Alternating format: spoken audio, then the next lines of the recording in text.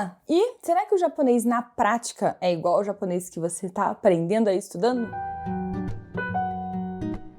Isso é uma conversa que eu tive com a minha amiga Miki sobre o japonês na prática, na vida real, no vamos ver, e o japonês que você passou anos e anos estudando, mas nunca botou na prática. Porque a gente já se deparou com muitas pessoas que falam que são nível avançado, nível intermediário, e aí elas falaram que quando chegaram aqui no Japão não conseguiam falar, não conseguiam trocar uma ideia com a pessoa porque o japonês era um pouco diferente, ou não estava acostumado com a cadência de fala das pessoas. E isso sim pode acontecer.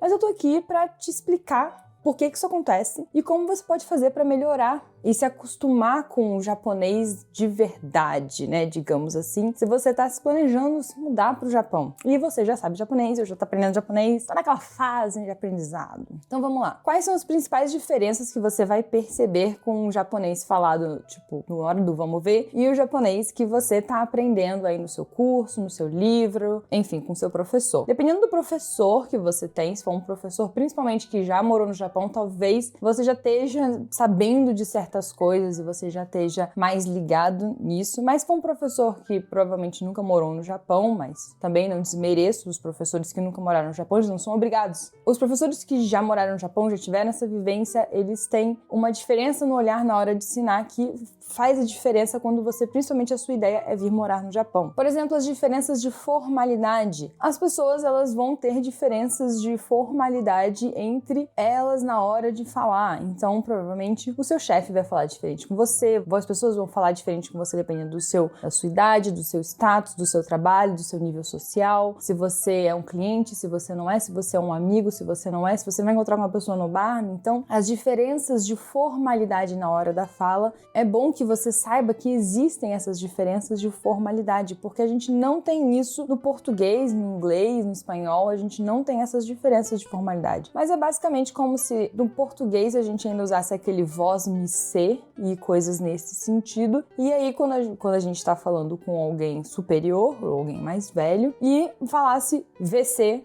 quando estivesse falando com um amigo. É um jeito meio idiota de explicar, mas é como se fosse isso. Então, existem essas diferenças de formalidade, o uso de palavras adequadas quando você está falando sobre outra pessoa, quando você está falando sobre si, quando você está falando sobre uma região neutra de fala. Então, existem essas diferenças que muitos lugares acabam não ensinando e aí, às vezes, a pessoa usa uma palavra diferente, mas na verdade é só um jeito, uma expressão diferente de usar para uma coisa que você já sabe. Gírias, e aí também faz parte da diferença de formalidade. Aqui os jovens, dependendo da pessoa com quem você está conversando, vai ter umas gírias que você nunca ouviu, como por exemplo, eu não sabia que o arigatou gozaimasu, que é o obrigado, poderia se virar asas. Então eu comecei a ouvir as pessoas falando asas e eu não entendi o que era asas. E depois que eu fui perguntar aí pro meu sensei, ele falou, não, eles diminuíram, né, arigatou gozaimasu, e botaram asas. Então, é outra coisa que também acaba acontecendo muito, que eu botei nessa lista, que é o encurtamento de muitas palavras. Por exemplo, eles não falam samui,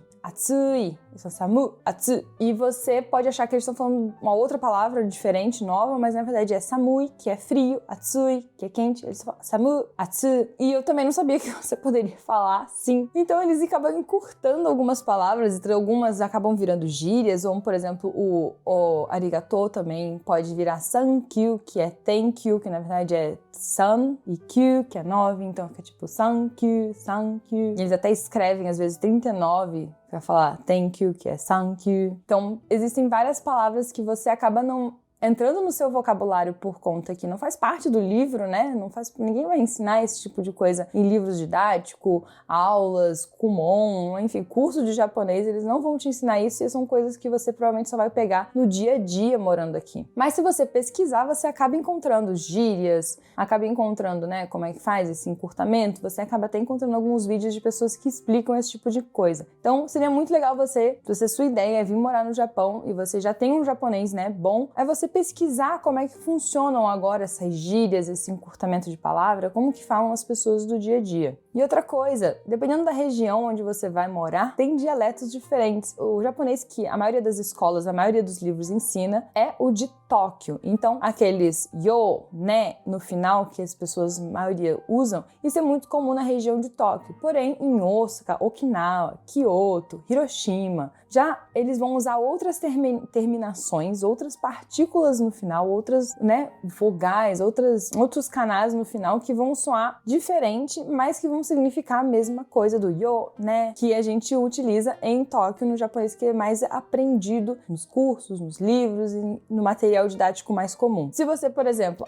consegui um emprego, vou morar em Osaka, dá uma pesquisada qual que é a diferença do dialeto de Tóquio para Osaka, que você já vai começar a pegar aí essas gírias. E outra coisa, as partículas às vezes elas somem. Sim, você, meu estudante de japonês, que tá aí se matando pra ver, eu uso a partícula D, uso a partícula Ni, uso a partícula E, que partícula que eu uso aqui? E aí quando você vai ouvir alguém falando, eles comeram a partícula, comem um pedaço da palavra, transformam uma palavra em outra coisa, é extremamente confuso. Eu lembro que quando eu vim aqui, né, no ano passado, que eu já sabia um pouco mais de japonês do que quando eu vim a turismo, foi quando eu comecei porque quando eu vim a turismo, eu não sabia nada. Então, pra mim, tudo era nada, não sabia nada, então qualquer coisa que eu escutasse não ia entender. Mas aqui, quando eu vim agora, em 2020, ano passado, e eu já sabia alguma coisa de japonês, e aí eu conseguia entender alguma coisa, e ao mesmo tempo eu não conseguia entender algumas coisas, e eu tenho certeza que o que ele tá falando não é difícil, mas por que eu não tô entendendo? E aí quando eu repetia, anotava, às vezes eu conseguia, depois que a pessoa falou alguma coisa, eu anotava o que a pessoa tinha falado pra perguntar pro meu sensei, e aí ele só falava, você já aprendeu isso, só que a pessoa tá falando de outro jeito, ela tá falando com essa palavra e não com essa. Aí eu ficava eu revia aquela situação toda na minha cabeça e eu ficava, tá. Faz todo sentido agora eu entendi o que aquela pessoa falou. E aí você me pergunta, mas Júlia, como é que eu vou ficar sabendo? Como é que eu vou aprender esse japonês do dia a dia, do cotidiano, do uso, da vida real? Tem muitos jeitos que você pode fazer.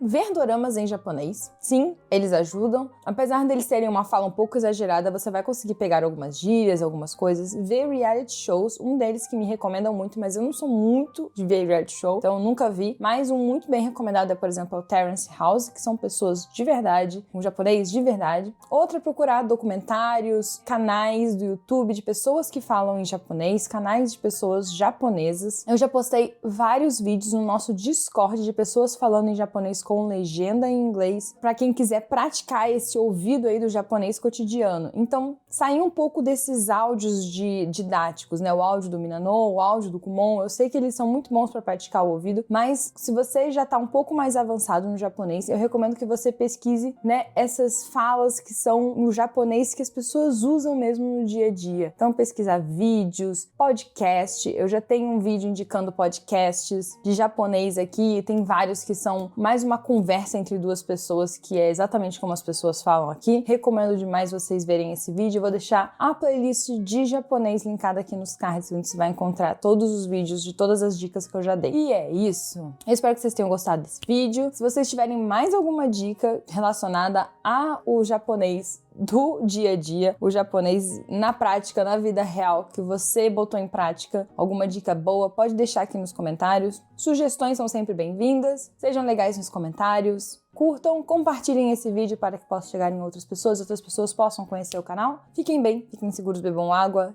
estudem, sigam seus sonhos e tchau!